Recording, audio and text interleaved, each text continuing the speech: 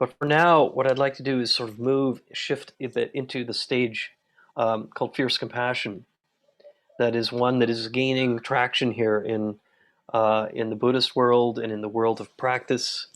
The great sort of Kristen Neff, who has written and taught quite a bit about self-compassion, has written a book now that is called Fierce Compassion. Um, sort of in our context of freedom attending reality, that is the cultivation of ourselves, not needing the world to be a certain way for our awakening, but rather bringing that awakening into a world of turbulence. And so we've been progressing through the first 5 stages. And just as a quick summary, the first stage being naked awareness or open awareness. The second one, refuge, and within refuge comes a sense of renewal. The third one being the middle way, cultivating a non-dual response to things as they arise in the world, things that are difficult, things that are very polarized. The fourth, cultivating stillness in equanimity, or cultivating equanimity leading to stillness in the midst of the spin of what is happening in the world. The fifth is seeing and perceiving impermanence in all things, and looking at energy, looking at the world as energy, not as fixed, necessarily fixed things that have real essence, but rather seeing the changeable potential that is there, despite how hard it might be to change the world as it is. So, and then we come to today, which is cultivating a sense of taking our challenges on the path, as is said in the Lojong teachings, the 7-point mind training, which is cultivating a sense of fierce compassion. Um, and part of this, I think, has to do with working with love that is cultivated, putting our money where our mouth is when it comes to cultivating what we call bodhicitta, or the mind of awakening. Since for so many of us, love is often conditional. What do we do when we encounter a mindset or a problem where there is such a dramatic and fierce bifurcation between people? And we may be on one end of it, and I certainly fall into that category as well, coming from a family that watched a lot of news from around 7:30 to 11 at night. The news was just going full blast in our house. So, very kind of liberal political uh, views and such. And so, it's hard to kind of break the patterns of reactivity when we might be seeing what's happening in the world, or in the case of violence or racism.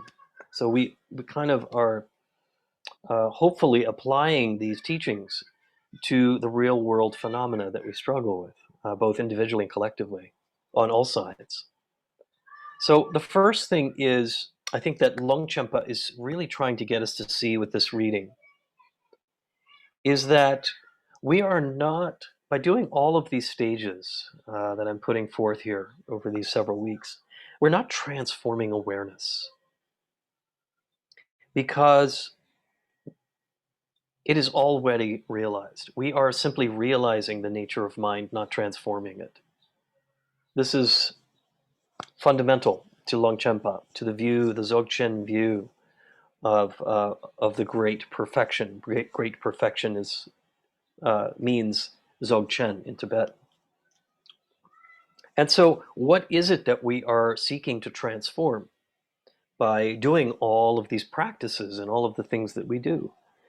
Because it's certainly not awareness. It is self-evident, as we know from the great teachings in Dzogchen and from Longchenpa in particular. So there are various ways that we can think about ourselves. We begin with ourselves first to do this cultivation. What is being transformed, in fact, is the sense of I, is the sense of ego. Ego is needing to be run through the washing machine and put into the dryer and cleaned up a bit, shined up, so that it is an ally on this path of responding to a turbulent world.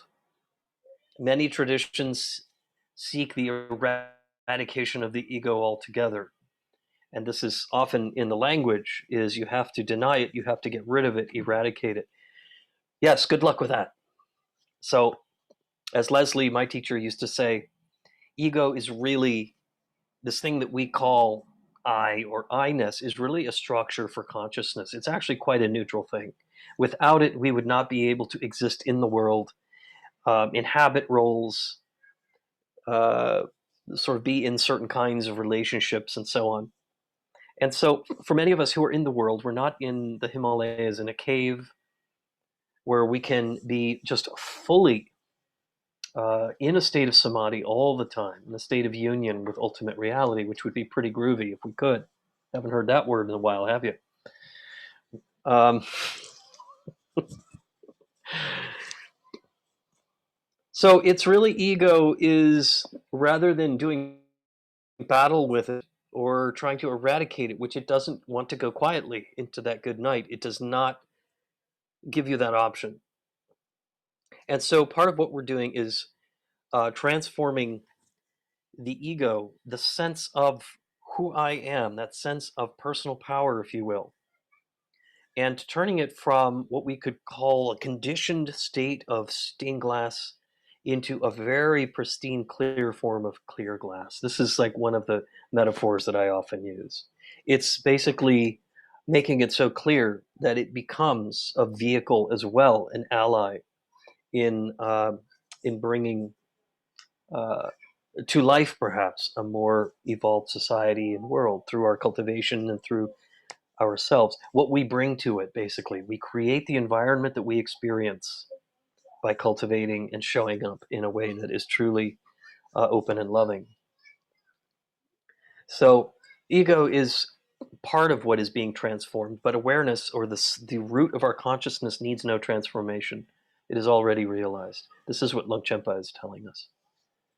And then what's called the ordinary mind. In Tibetan, there is a word sem, S-E-M. Sem is this sort of ordinary mind that we inhabit every day. It is outwardly focused and it is self-focused, but in ways where we are trying to meet our needs and trying to sort of um, get the things we want and trying to shove away the things we don't want. We are trying to function as maybe good parents or good partners or good workers or what have you. And so this is just kind of the ordinary process of this kind of mind. It's not good or bad, but it is the mind of cause and effect. It is the mind of action and responsiveness and reaction as well. So this mind is also something that we seek to transform. This sem, this sense of I-ness, this sense of this very active kind of ordinary mind.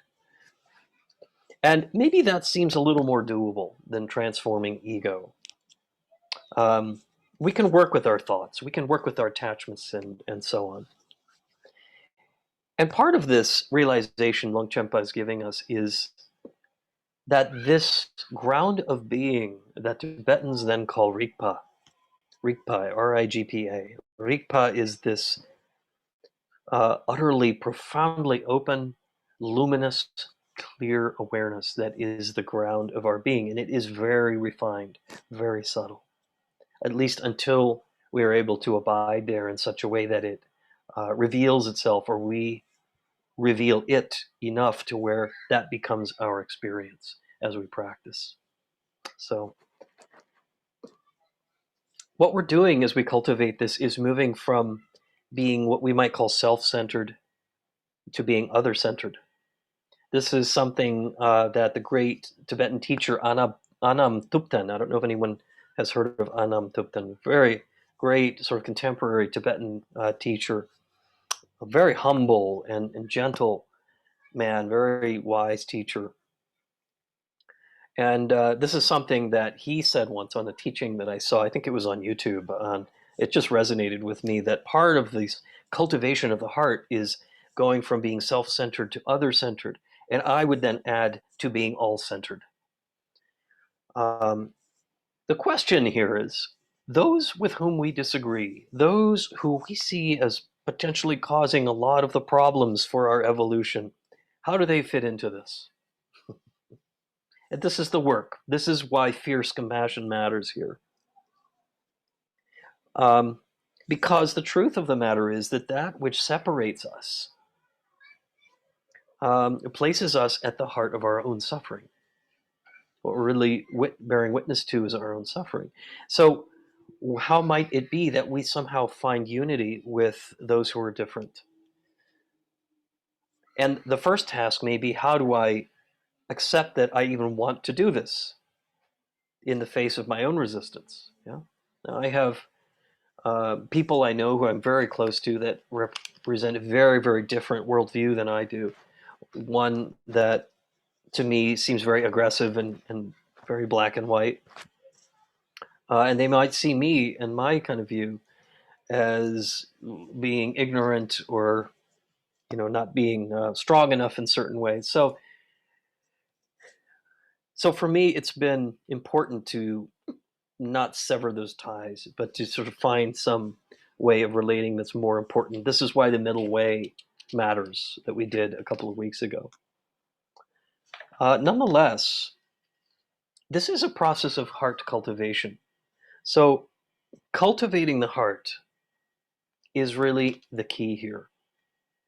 And cultivating fierce compassion is even more important because fierce compassion doesn't say everything is good, it's all good, you can do whatever you want, I'll do whatever you want me to do, and blah, blah, blah, blah, right? We're not these kind of mushy, squishy little sponges that are just kind of like willing to do whatever. But fierce compassion, the ferocity part of it, is that it is not loyal necessarily to any individual, but we are loyal in a loving way to discernment and to wisdom. And what that means is that we're no longer stuck in retaliating or judging the inherentness of another person. We're no longer judging the inherent nature of a person that we see them to be this kind of a harmful human being. They may be doing things that we don't like. And so fierce compassion says, I get that you would like this, but it doesn't work for me and it doesn't work for you. In a sense, speaking truth to power. But it also doesn't mean that I'm sticking a person in a box of good and bad, worthy, unworthy. But it is putting up boundaries, kind of like tough love in a way. And if you've ever had to raise children, I've never had kids, but you have to put up boundaries. Boundaries are an important part of this when we are confronting really severe conflict and potential harm to large groups of people. And so, back to the question, the inquiry around this subject, what does our commitment to all living beings really mean? So, when we do the bodhicitta prayer or we do the dedication of merit at the end, we are saying we are wishing for the well being, the easing of suffering, and the awakening of all living beings. That must mean that we do have a place in ourselves, literally for all living beings, unless our love is conditional. Freedom, in this sense, as freedom attends reality, ultimately means heart. We may think of it as consciousness. We may think of it as freedom as the superconscious or as full enlightenment. We may think of it as the unconditioned state of mind. Many Buddhist traditions do this. Many of the yoga traditions will say freedom is total and complete liberation and unifying with Brahman or with God. But for our purposes here, it really is about heart. And it's the aspiration to be fully inclusive without letting the heart shut itself down around things we don't like. This is the hard part. We can watch the heart expand out when we see someone we like, just as mine does when I see all of you on Sunday nights. My heart gets so wide I can hardly contain it. And then I may watch a piece of news about the hearings or about something else, and then the heart just starts getting really tiny. It starts getting like closed up. Well, but that is not the way. What happens if the heart remains open in the midst of that? What is the danger in that? Maybe there's some wisdom that flourishes there, some understanding. After all, we're not the only ones carrying whatever we may be carrying.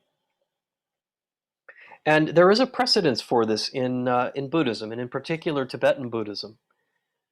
Um, Deities that represent fierce wisdom, deities that represent this quality that we already carry within us, this very sharp, clear, pristine wisdom that comes with a power to it. It comes with an energy.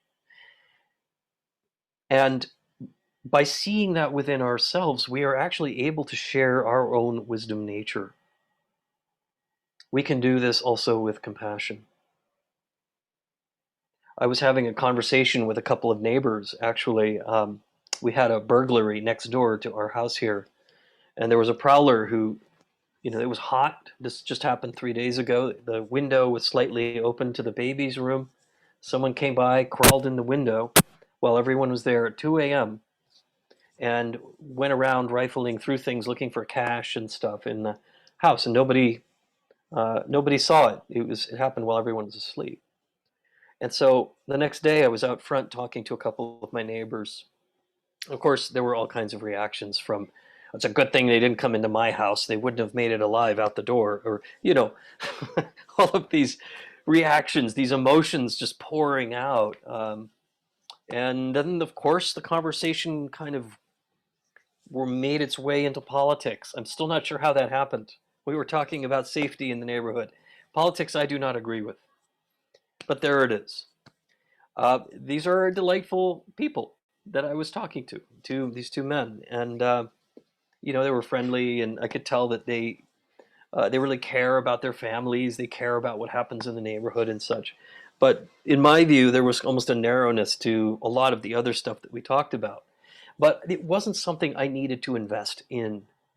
Um, we could easily shift back to the concern for these neighbors whose house it was that were broken into, and to go back and show some caring about it that wasn't laden with anger and with reactivity. So it's never one, right? People are never one thing, but there is this kind of shifting that happens when we allow ourselves to be moved by simply being with others.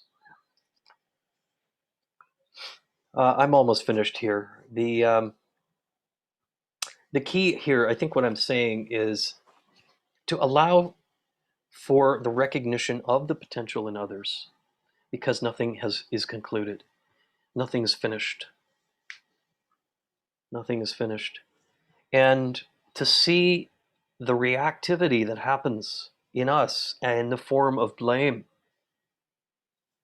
and severe, harsh judgment is actually, as much as this may be hard to hear, is born from disillusionment. It's born from our disappointments. It's born from our grieving of wanting to see the world unfolding perhaps in a different way than it is, and the fear of worst case outcomes, whether it's war or how the pandemic has been handled and how things are continuing to be taken care of. Taking the bait, if you will, of blame. It's one thing to be reactive and judgmental, it's another thing to live there. And so part of it is to have our tantrums, but then also move past them and try to see the longer arc.